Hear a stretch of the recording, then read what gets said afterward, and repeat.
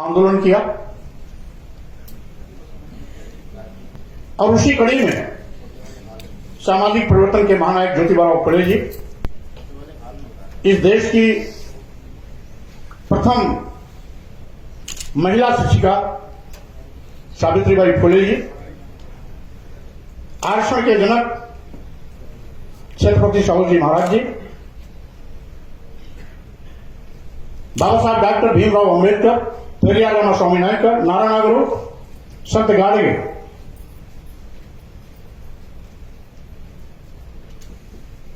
ने एक अथक संघर्ष भी किया और लंबा आंदोलन भी चलाया और जिसके फलस्वरूप महिलाओं को भी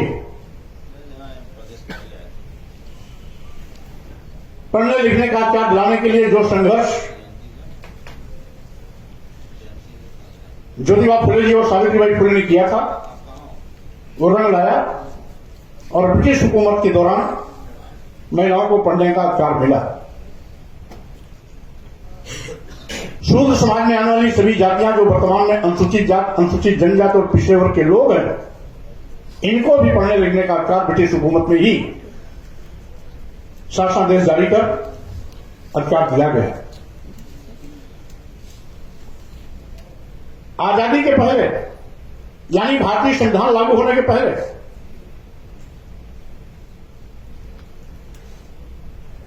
इस देश में जब कभी कोई निर्माण कार्य होता था तो एक जिंदा आदमी से चिरवा दिया जाता था, चाहे किसी नदी का पुल हो या कोई अन्य सरकारी बिल्डिंग हो, एक आदमी से जिंदा चिरवाया जाता था। इसको भी हमारे समाज सुधारकों ने जब अंग्रेजों तक बात पहुंचाई तो इसको भी, इस कानून को भी खत्म किया, इस व्यवस्था को भी खत्म किया और कानून बनाया कि आगे इस प्रकार की कोई भी चिनवाने वाली बात नहीं होगी। पहले सती प्रथा भी था, यदि किसी पत्नी का पति एक्सपायर हो जाता था तो पत्नी को जिंदा जलने के लिए मजबूर होना पड़ता था। इन्हीं तमाम आंदोलनकारियों के प्रयास से सती प्रथा भी बंद हुई। राजा राम राज जी इसके प्रखर प्रणेता रहे हैं और यहां तक कि पहले धन, धरती, शिक्षा, सम्मान से यह पूरा का पूरा शूद्र समाज वंचित किया गया था। धन रखने का अधिकार भी अंग्रेजों ने दिया। अनुसूचित जात को कुर्सी पर बैठने का अधिकार पहला अंग्रेजों की इकट्ठा ने मिला। यहां तक कि पहले यहां की जो मनोवादी व्यवस्था थी, किसी शूद्र समाज के घर में कोई पहला बच्चा पैदा होता था तो उसको गंगा में दान दिया जाता था, यानी जिंदा बच्चा गंगा में फेंकवा दिया जाता था। इस व्यवस्था को भी खत्म किया अंग्रेजी हुकूमत ने। और यही नहीं, यहां नहीं कहना चाहिए, जब पहले शूद्र समाज के किसी नौजवान की शादी होती थी तो 3 दिन तक उसकी पत्नी को किसी और के घर में रहना पड़ता था, शादी कराने वाले के घर में। ये सारी कुरीतियों को हमारे तमाम सामाजिक परिवर्तन आंदोलन के महापुरुषों ने लड़ भिड़ करके, अंग्रेजों पर दबाव बना करके, एक एक करके सारी कुरीतियों को खत्म कराया और समय समय पर सरकारी शासनादेश जारी करा करके हमेशा हमेशा के लिए इस पर विराम लगाया। तमाम स्वतंत्रता संग्राम सेनानियों के अथक मेहनत प्रयास के बाद जब देश आजाद हुआ, संप्रभु राष्ट्र बना, भारतीय संविधान अपना हुआ, यहां तक कि संविधान निर्मात्री समिति के अध्यक्ष बाबा साहब डॉक्टर अंबेडकर बने, तो सालों साल एक लंबी बहस के बाद संविधान सभा के सभी माननीय सदस्यों के साथ उस पर विस्तार से चर्चा हुई और अंत में जब संविधान का गठन हुआ तो 26 नवंबर 1949 को बाबा साहब डॉक्टर अंबेडकर उस संविधान को देश के प्रथम राष्ट्रपति डॉक्टर राजेंद्र प्रसाद जी को सौंपने गए तो उन्होंने कहा था कि राजनीतिक आजादी तो हमें मिल गई है, लेकिन सामाजिक आर्थिक आजादी अभी नहीं मिली है। इसके लिए पूरे देश को मिलकर के अभी प्रयास करना है। बहरहाल बाबा साहब डॉक्टर अम्बेडकर बहुत लंबे अरसे तक हमारे बीच में नहीं रहे। उन्हें परिनिर्वाण प्राप्त हुआ बाद में 1956 नागपुर दीक्षा भूमि के बाद ज्यादा दिन हमारे बीच में नहीं रहे।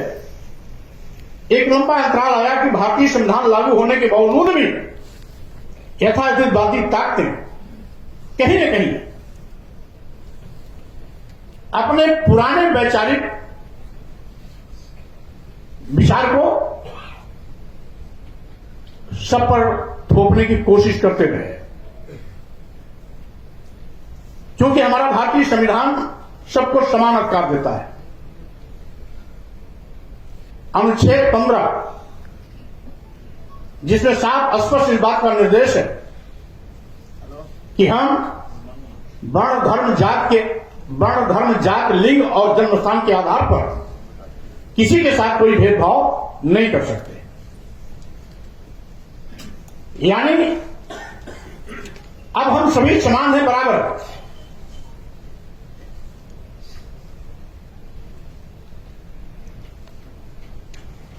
लेकिन व्यवहार में क्या होता है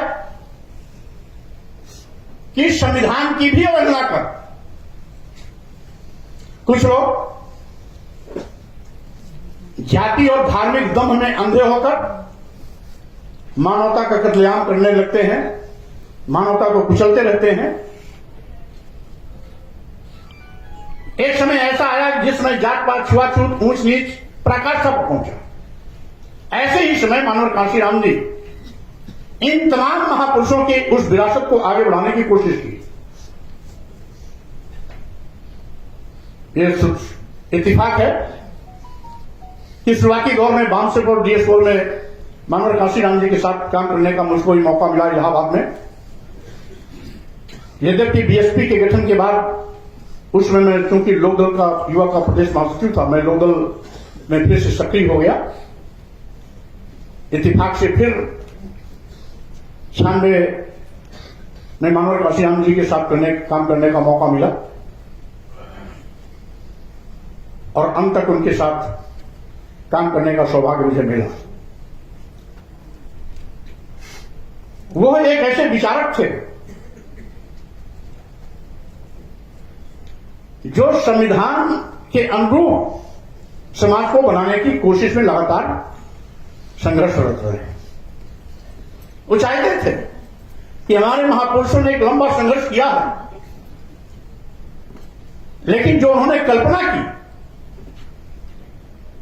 संविधान के माध्यम से कि हमारा संपूर्ण राष्ट्र हो, हम सब समान हो, पढ़ने लिखने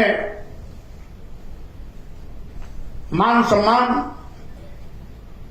आज सबको बराबर का हक और अधिकार रहे, ऊंच नीच की खाई खत्म हो, छुआछूत की भावना खत्म हो, जात पात का जो जहर है वो समाज से खत्म हो, इसके लिए लगातार जो इनका संघर्ष रहा। साथियों,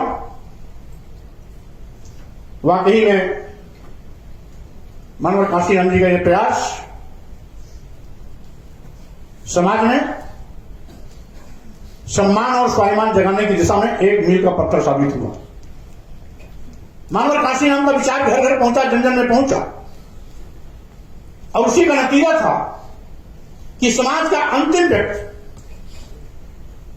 मजदूरी करने वाला, जूता काटने वाला, जूता में पालिश करने वाला, साइकिल का पंचर बनाने वाला, फड़ुआ कुदाल लेके काम करने वाला, हरवाहा चरवाहा, रिक्शा चलाने वाला, ऐसे लोग भी राजनीति में सक्रिय सहभागिता सुनिश्चित करना शुरू किए। शुरुआती दौर में ऐसे विधायक भी बने, कोई ट्रैक्टर का मिस्त्री बना, कोई साइकिल का पंचर बनाने वाला बना, कोई जूता में पालिश करने वाला बन गया, कोई रिक्शा वाला बन गया, ऐसे लोग बने भी। यह था सामाजिक परिवर्तन की लड़ाई का सफलता का मिसाल। अभी पार्टी कार्यालय के अंदर में बैठा था,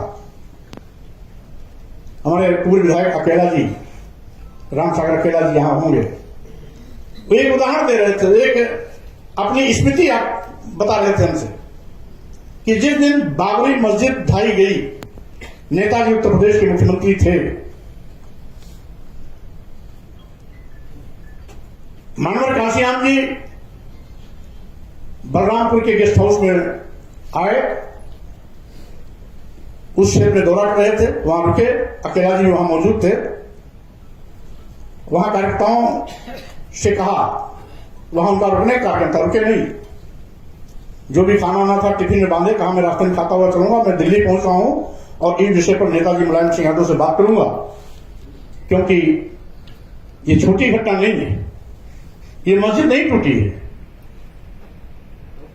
ये मस्जिद नहीं तोड़ा गया है, ये भारतीय संविधान तोड़ा गया है,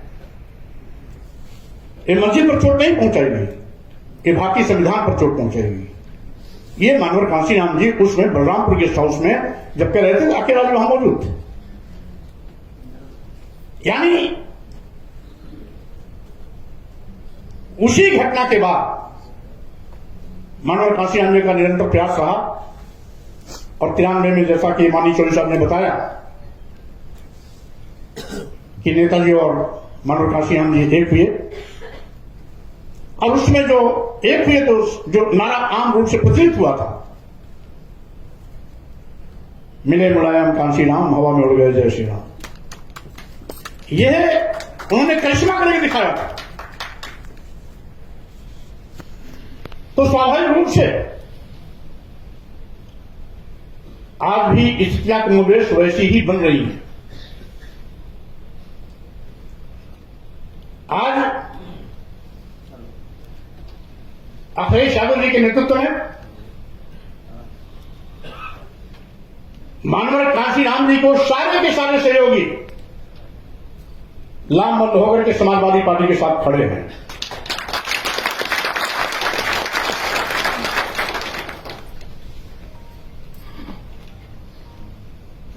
उन्होंने मानवर कांशीराम जी जिसको उत्तराधिकारी बनाया, वो तो मानवर कांशीराम जी के सपनों पर पानी फेर दिया, बाबा साहब के मिशन को दरिया में डाल दिया, बहुजन समाज को भूल गई। लेकिन मानवर कांशीराम को सारे के सारे जागरूक साथी इस देश के दबे कुचले पीड़ित शोषित समाज के सम्मान को बढ़ाने के लिए, हक हकूक दिलाने के लिए, सत्ता शासन में आकर के उन्हें हुक्मरान बनाने के लिए आज सारे के सारे लोग उस अपने पुराने घर को, जिसमें वहां की उत्तराधिकारी ने उसमें आग लगा दिया, वो छोड़ करके सब आ गए। और आज वो सारे के सारी जिले से लेकर के प्रदेश और राष्ट्र स्तर तक के जितने भी बड़े चेहरे हैं, सब समाजवादी पार्टी में खड़े दिखाई पड़ रहे हैं। तो स्वाभाविक रूप से मानवर कांशीराम जी और नेताजी का जो 1993 में जो मिलन हुआ था, वही मिलन आज फिर से हो रहा है।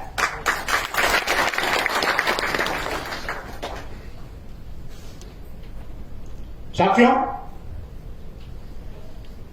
ये बात सही है कि जिस समय समाज और राष्ट्र को आवश्यकता थी मानवर कांशीराम जी को, जिस समय समाज को आवश्यकता थी माननीय नेता मुलायम सिंह यादव जी को, आज वो हमारे बीच में नहीं है।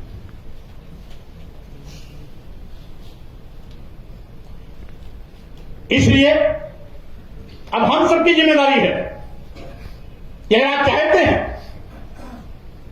कि मानवर कांशीराम जी का सपना साकार हो, माननीय नेता मुलायम सिंह यादव जी का सपना साकार हो, तो हम सब मिलकर के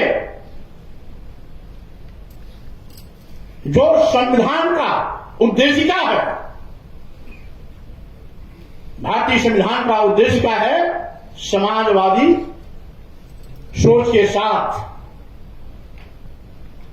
हम सब एक हों, खड़े हों, समाज को समाजवादी सोच के साथ पूरे देश और समाज को बनाने के लिए चल पड़े, तो स्वाभाविक रूप से मानव कांशीराम जी का सपना साकार होगा, नेताजी का भी सपना साकार होगा। इस अपील के साथ हम आपसे अपेक्षा करते हैं कि अपने महापुरुषों के सम्मान में हम सभी मजबूती के साथ श्री अखिलेश यादव जी के नेतृत्व को मजबूती प्रदान करते हुए जो यथार्थवादी ताकतें हैं उनको हटाने के लिए प्रतिबद्ध हो जाए, क्योंकि आज भी एक काला कानून आया है कि अनुसूचित जात अनुसूचित जनजाति की जमीन को अपग्रेड करने में अब जिलाधिकारी के लिए परमिशन की आवश्यकता नहीं होगी। विशेष रूप से कोलोनाइजर के लिए सुविधा दी जा रही है। क्या शर्मनाक घटना ये हो रही है। ऐसी मानसिकता के लोग बैठे हुए हैं जो आज फिर से समाज को बांटना चाहते हैं। संविधान की कसम खाने वाले लोग संवैधानिक पदों पर बैठ करके देश को तोड़ने की कोशिश कर रहे हैं। हमारे देश की संस्कृति रही है हिंदू मुस्लिम सिख ईसाई सब हैं आपस में भाई भाई। हिंदू मुस्लिम सिख ईसाई सब हैं आपस में भाई भाई। तो स्वाभाविक रूप से देश को तोड़ने की साजिश करने वाले लोगों को सबक सिखाने के लिए हम सबको कमर कस के जंगे मैदान में उतरना है। और जब हम समाजवादी सोच के साथ समाजवादी पार्टी की सरकार बनाएंगे, समाजवादी पार्टी का झंडा और परचम लहराएंगे, तो स्वाभाविक रूप से मिले मुलायम कांशीराम का जो नारा कभी 1993 में साकार हुआ था, वही उसकी पुनरावृत्ति फिर से आपके 2024 में हम सबको पूरा करके दिखाना है। इन्हीं शब्दों के साथ आप सभी को बहुत धन्यवाद देते हुए मैं अपनी ओर से आप सब लोगों की ओर से सामाजिक परिवर्तन के महानायक मानव कांशीराम जी को श्रद्धा सुमन अर्पित करता हूं। उनके जन्मदिन के अवसर पर आप सबको बहुत बहुत शुभकामना देता हूं। अपनी बात को विराम देता हूं। धन्यवाद। जय भीम, जय भारत, जय समाजवाद।